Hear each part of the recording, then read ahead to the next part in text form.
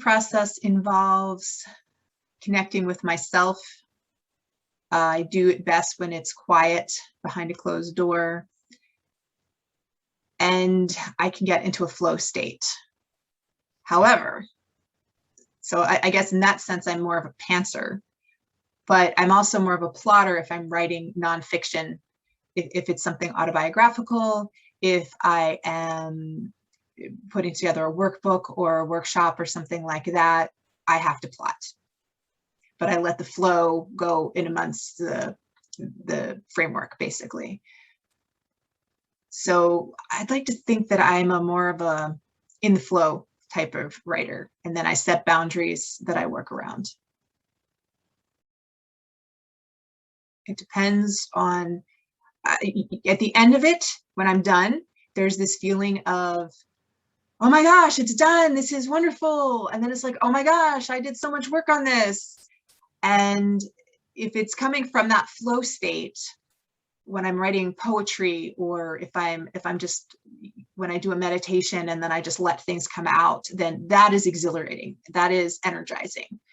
If I am putting together something that's a little bit more formatted, that has a little bit more boundaries, that tends to be a little bit more exhausting because I have to think about it. So that requires more energy. Both a spiritual and a therapeutic practice for me.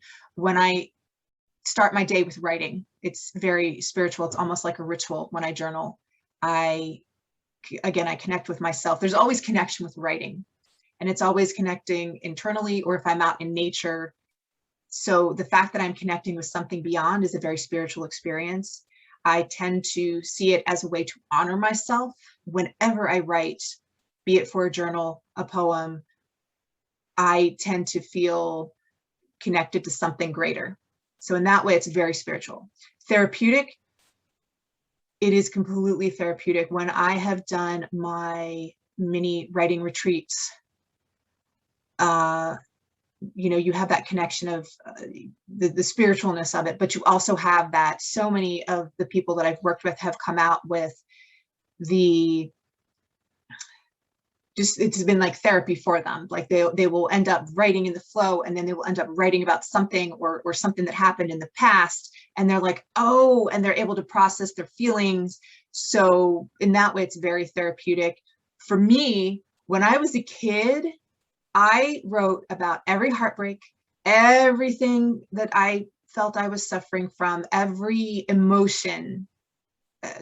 It's a good thing I can't find most of those writings, because I wrote about a lot of things, people, events in my life, just to get it out of my head. So in that sense, getting it out of my head, getting it onto paper, getting it so that way, and when you write about your emotion or your feeling, you can process it. Like, you can be like, hey, why was I feeling this way? What made me feel this way? What triggered this situation? So I think it's definitely both. It's not one or the other. For me, I've used it on so many levels. I always look for something instrumental or that is in another language, so that I don't have the words of another person influencing what I'm writing. And it just, you can create a mood and a flow from music. So there have been times when I've listened to like Bollywood music when I'm writing something exciting, or I'll listen to classical music when I need that, steady rhythm. I find it really, really powerful. And recently I have been listening to binaural beats and singing bowls. Not necessarily together, but I have a bunch of Spotify playlists that I listen to and that I have set up for that purpose. Music, a clear space, usually a cup of tea or water, and just a soothing environment. Now, I do also find that I write really well with pen and paper outdoors. So when I'm outside in nature, like I will do that on a weekend morning. I'll go out because my family likes to be in the house. So I'll go outside and I'll sit with my tea and my pen and paper and I'll just let it flow. When I am inside, I tend to use a computer, you know, just because it's easier to, I don't have to like type up the words that I've written. So I guess it really depends on where I am, but definitely quiet in the form of like quiet music, or I should say quiet in the form of my family is in another room. So definitely early morning. I love to ultimately, I love to be able to slip out for a walk first to sort of clear my head and my brain, and then come in and have that quiet space with quiet music and just start my day. It just starts my day off really, really well. And the kids are usually asleep. That's a big thing when they are awake and their energy is up. It just sort of, and I'm freshest in the morning, I think.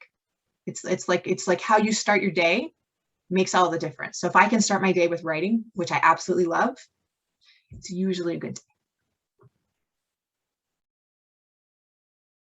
I love to have a cup of tea or a cup of water with me. I try not to snack, because if I snack, especially, then it gets on my fingers and then it's like I'm not writing. So it I don't want crumbs on everything. And then I also notice that when I snack, I tend to use that as a procrastination tactic.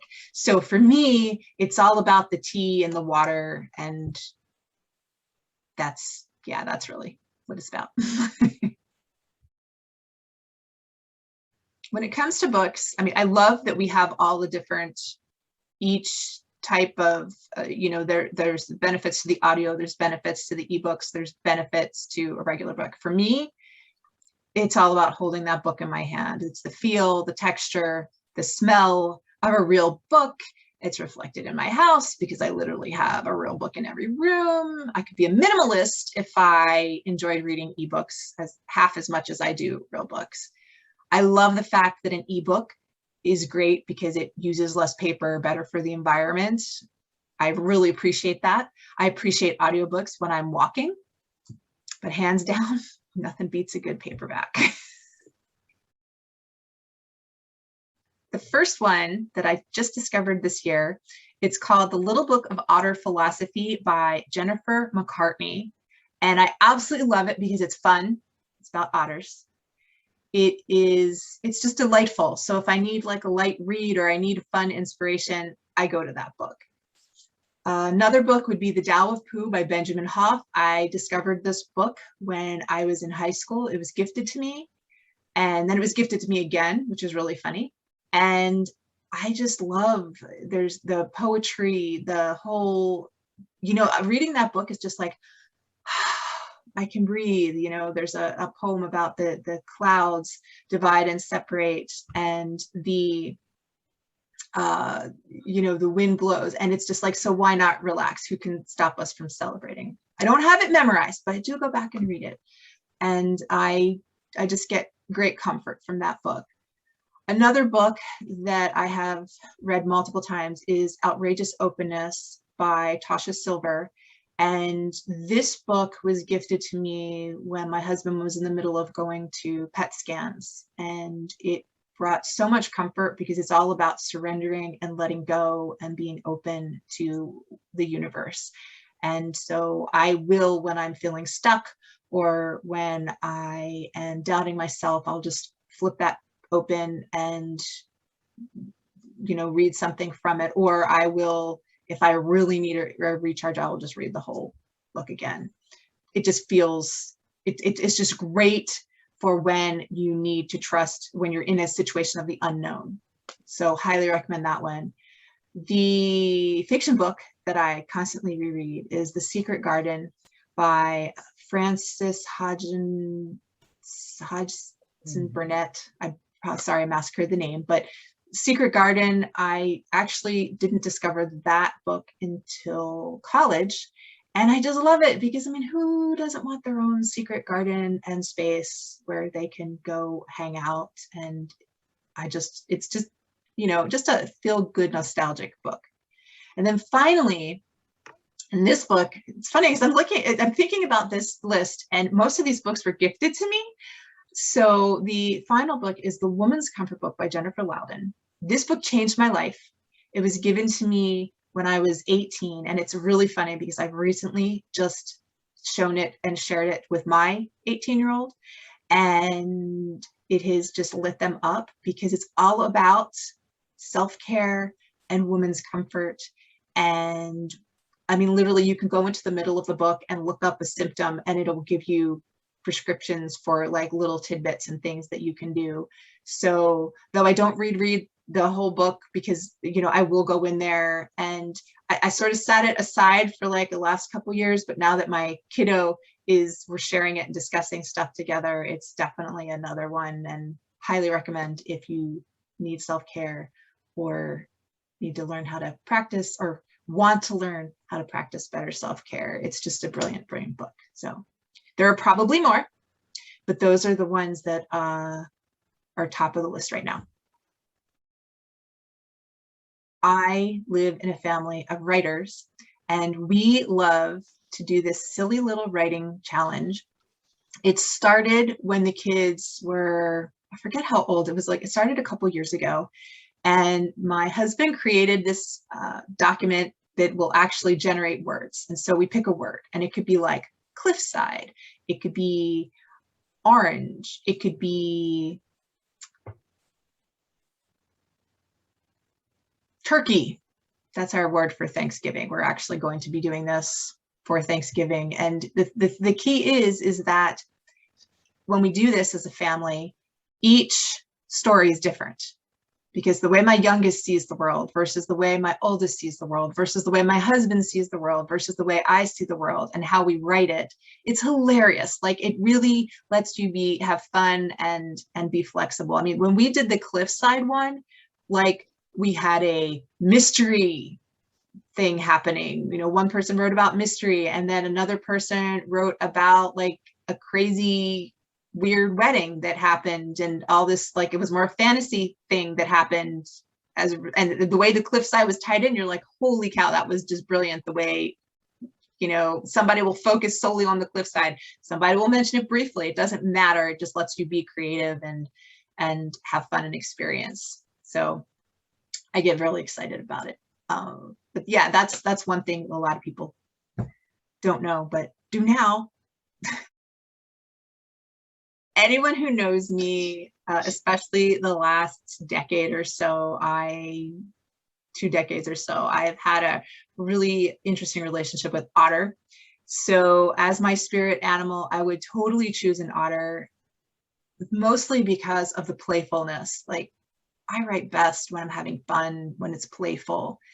And when you think about an otter, they're swimming in water, they go with the flow, they eat when they're hungry, they play, they navigate waters. And I remember reading something too, like they will actually hold on to each other when they're floating, the sea otters especially, to keep somebody from floating off. And they're just amazing, magnificent creatures. And then they can also, I discovered this the last year or two, that they can be really territorial.